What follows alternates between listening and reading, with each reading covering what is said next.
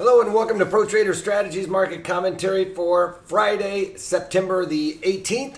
My name is Eric Wilkinson, and yes, you very well may recognize me as the Wolfman from mainstream media, where I've talked about the economic data, the geopolitical environment, and how that impacts the overall markets with my market analysis. I'm going to do the same thing for you folks out there, except I'm going to layer on top of it some option strategies that I'm trading in my portfolio based on some guidelines that I've come up with and shared with you in my webinars.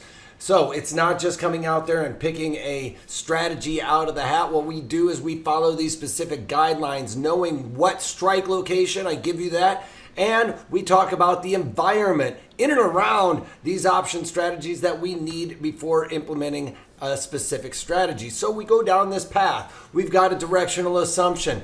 We look at the underlying and see if we can trade options even around it. And then we dig a little bit further and find out what that environment is doing to those options premiums. That ultimately is going to tell us whether we're buying or selling these options, all right? So without further ado, let's get on with the economic data, see how that's impacting the overall markets with my market analysis. So across the pond, not really a whole lot to see there. Here in the United States, though, we did get current account balance at a negative 171 billion, expect to be 151 billion. So obviously that is a deficit. University of Michigan consumer sentiment coming in at 78.9, expected to be 75. And by the way, with the current account balance there, more of a deficit is obviously worse.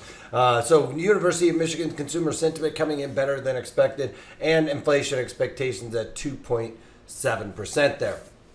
All right, let's get on with the markets. Crude oil moving up a couple of pennies on the day, but right back at the point of control, which is moved slightly down. Now, we were talking about this a couple of days ago. We would like to see price being accepted lower in crude oil, right? We have that point of control way up there near $60 a barrel. We've moved down $20 to around $41. That's a good thing in my eyes. Most people that are economists and stuff like that will say, well, lack of demand, lack of manufacturing is really being a drag on this and lowering those prices. Well, to me, that's a good thing right now, coming out of a recession or a bad economic downturn.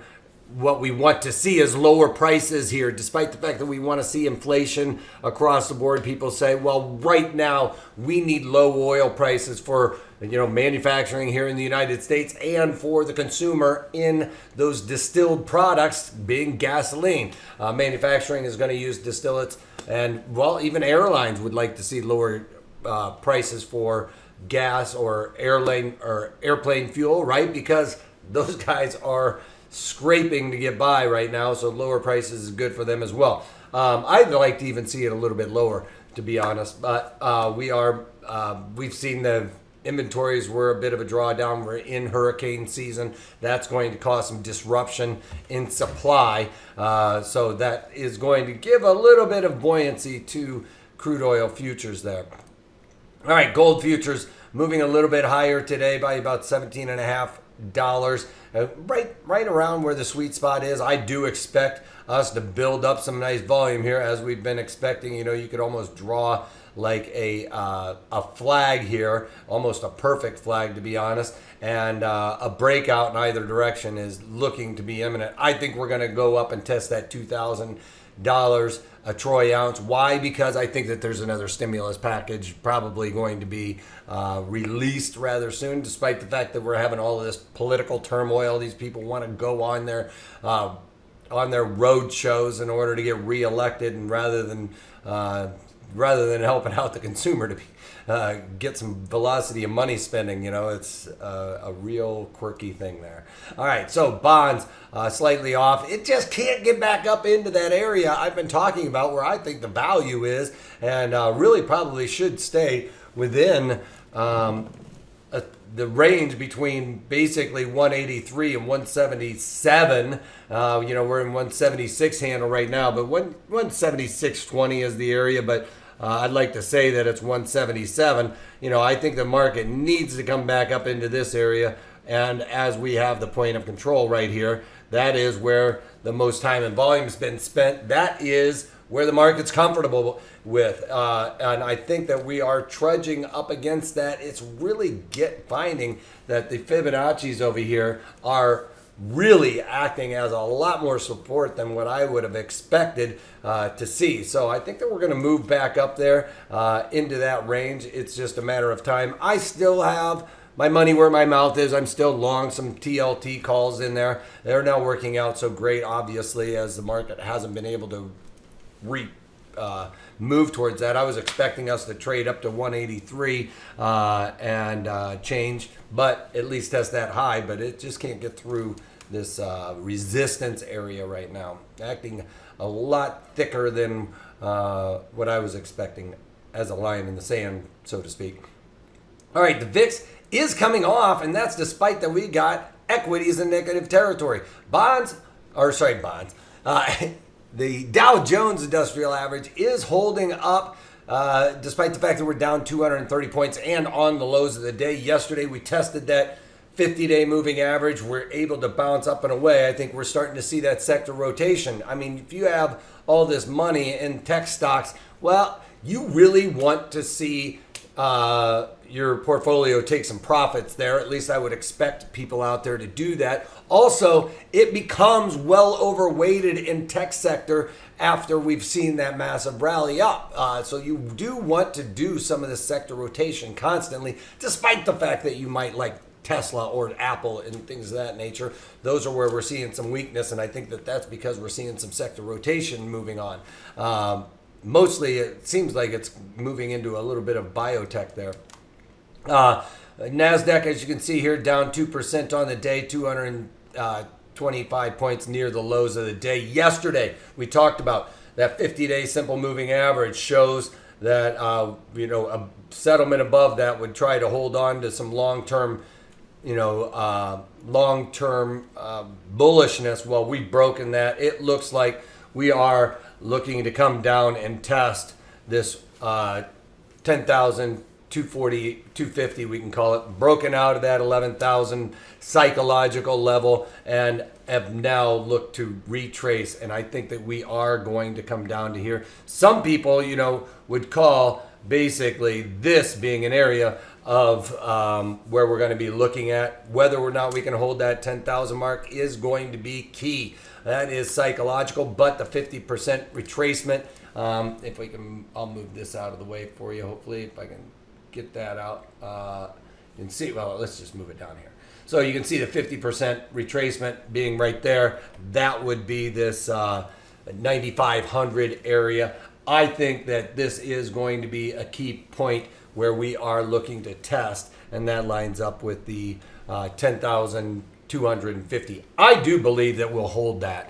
And if we get a stimulus package rather soon, we will definitely look to hold that. Another thing is we're seeing this whole nother round of corona outbreaks across the pond in Europe.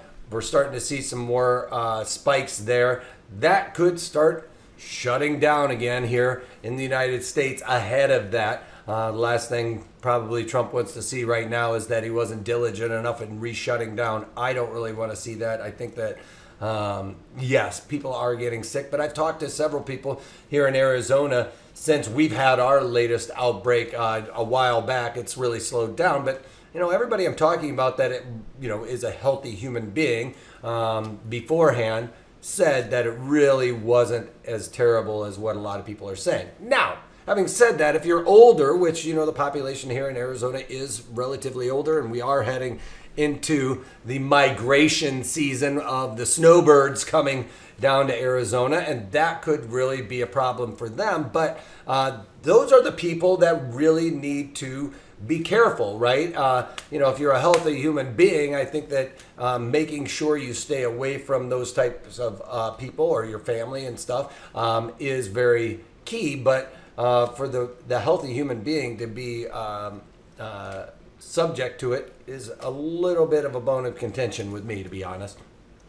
Yeah, especially with economy and there's a lot of other ill effects going on that people aren't talking about around the shutdown, with depression and things of that nature, where people are unemployed and dying of other things because of being in lockdown. Now, yesterday in the E-mini S&Ps, we did hold on to that 50-day simple moving average, but today it ripped right through it like a hot knife through butter. And on the lows of the day, as you can see here, down 50 points on the day. But obviously the NASDAQ leading the charge to the downside, being down 2%. And E-mini S&Ps, as we can see here, only down about a 1 1/3 points.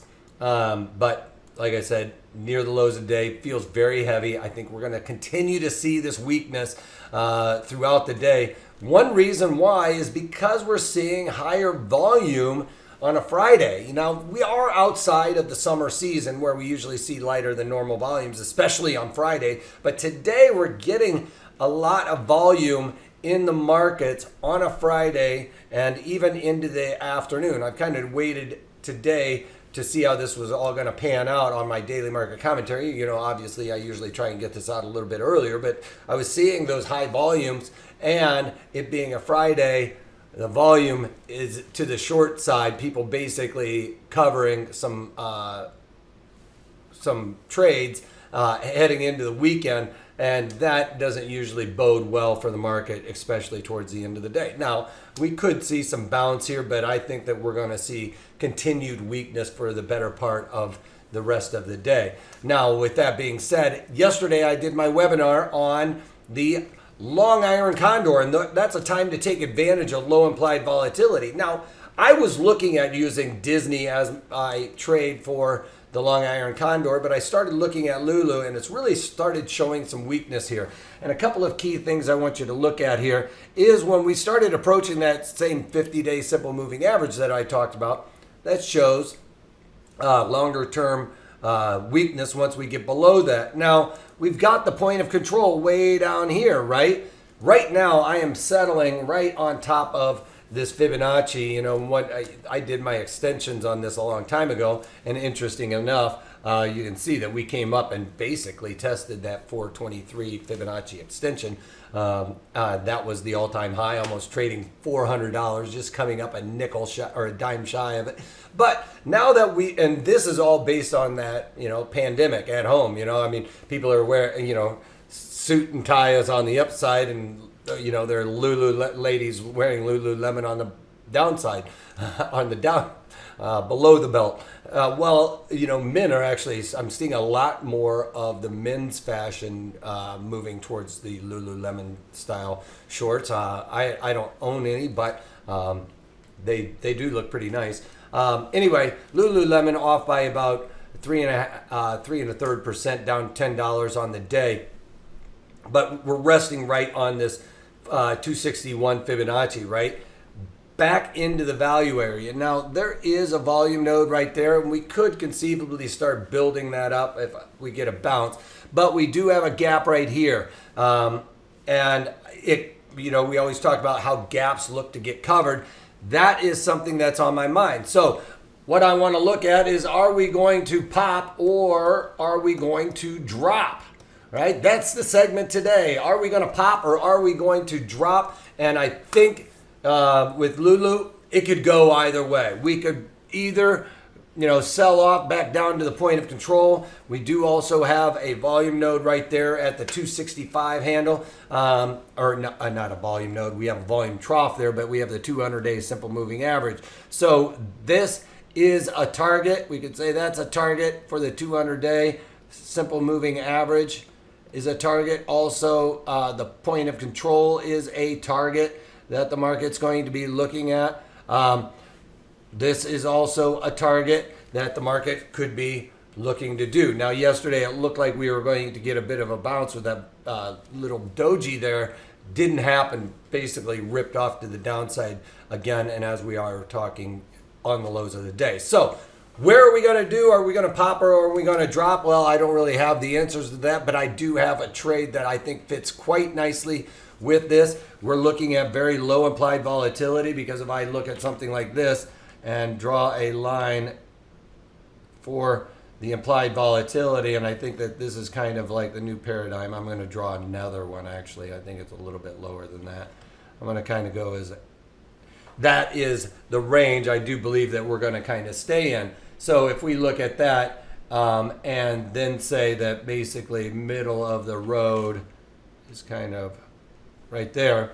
Not very straight lines, obviously, but when we're below that white line, and that basically means we have really low volatility, right? And I talked about you can take the math and do the current minus the low, take that sum and divide it by the high minus the low. Ultimately, what that does is tell us where the current implied volatility is in relation to that range. And ultimately, when it's at the upper band of the range, we want to be selling premium, and when it's at the lower end of the band of that range, we need to be thinking we need to buy it. Well, we are near that low end of that range. Therefore, I'm looking at a strategy to buy premium. When we buy premium, we get further out in duration. So with that all being said, I decided to go into the December and did the iron condor. All right. So the iron, or that's the butterfly symbol. The iron condor is that.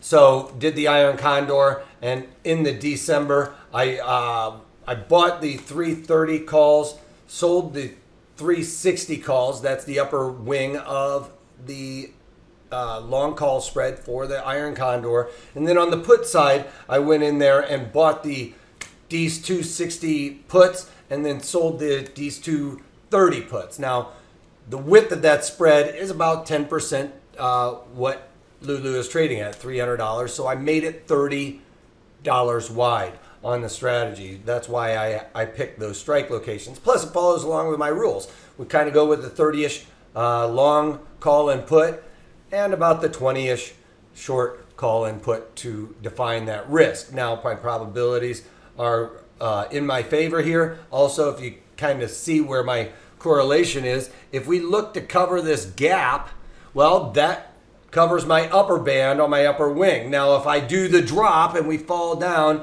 and basically go down to the point of control there, that's lining up perfectly with the 230 handle, right? Those 230 short calls, that would cover my wings on the downside. So whether we pop or whether we drop, I have two targets I think that the market is looking to go after. Obviously a little bit more skewed to the downside in this trade, but I think that the market is looking to hit one of those 2 points, and yet to be seen, but I'm covering both bases. I think we're either going to pop or we are going to drop, so I took advantage of Lululemon for that type of trade. Now, if we really start to drop, I think we're also going to see this volatility start to move back higher. Volatility expands, that's going to really affect these contracts, so I'll be able to profit maybe even a little quicker than normal on that trade. So if you want to find out all the rules on how to trade a long iron condor,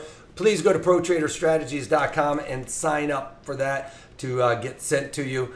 More the merrier. And also, sorry about that. One last thing is our disclaimer. Please take a moment to go over this, as I am not trying to recommend going out there and doing this trade in Lululemon because I don't know your risk parameters. But what I am trying to do is say the right time for a long iron condor and teach you strike locations and stuff so that you can implement it into your portfolio in your own way according to your portfolio and your own risk parameters. All right, so without further ado, that's all I got for you. And have a great weekend. If you can't take that, take it easy.